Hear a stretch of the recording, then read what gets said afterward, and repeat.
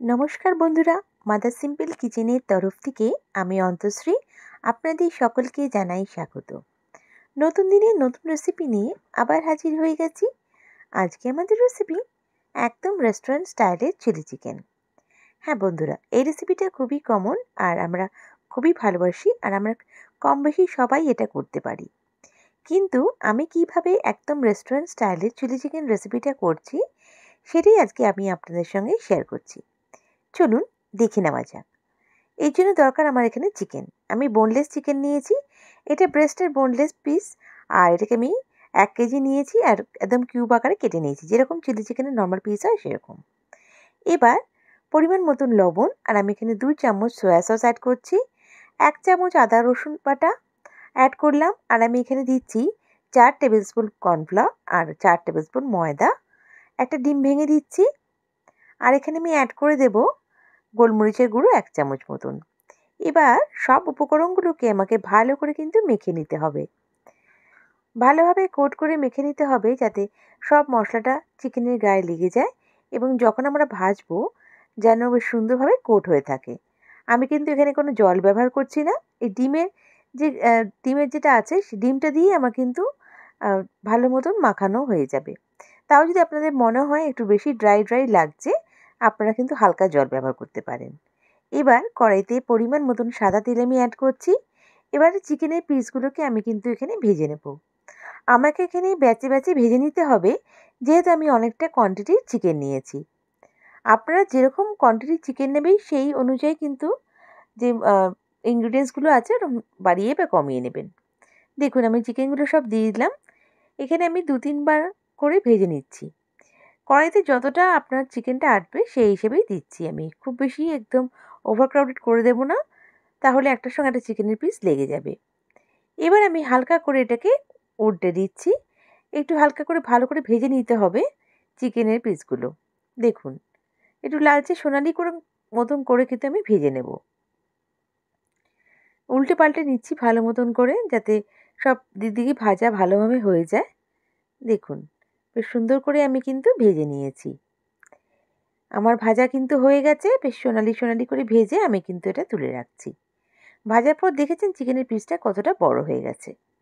এবার যে তেলটা বাঁচলো আমি তেলটাকে একটু কমিয়ে নিয়েছিলাম, যেহেতু অতটা তেল আমার কিন্তু দরকার নেই। এখানে আমি প্রয়োজন অনুযায়ী কাঁচা লঙ্কা অ্যাড করেছি, আমি 5-6টা দিয়েছি। আপনারা আপনাদের ঝাল অনুযায়ী অ্যাড করতে পারেন, বাড়াতে বা কমাতে পারেন।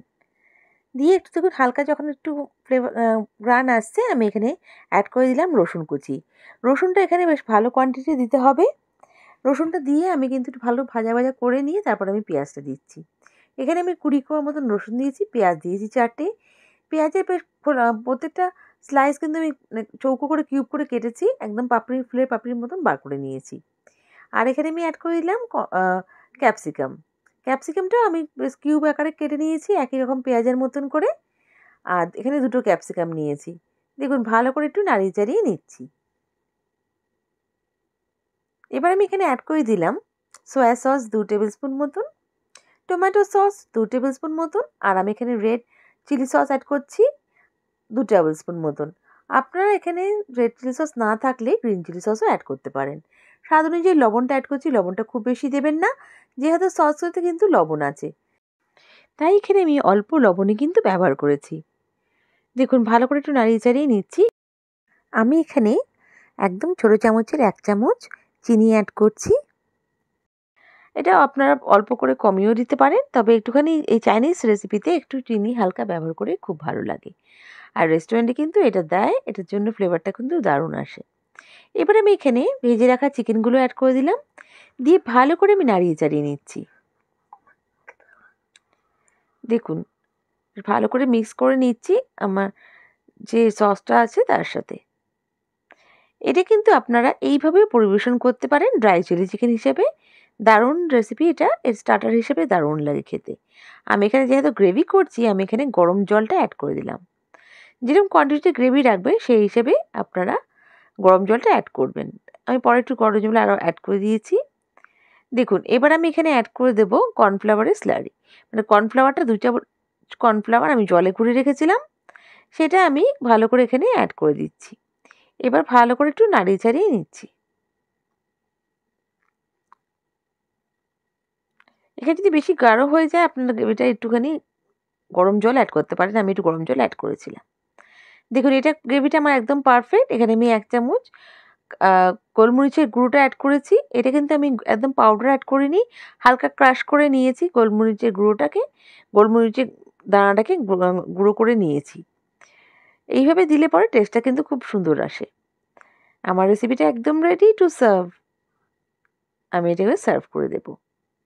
বন্ধুরা, আমার রেসিপিটা যদি ভালো লেগে থাকে প্লিজ লাইক করে, শেয়ার করে, সাবস্ক্রাইব করে আমার পাশে থেকে যাবেন।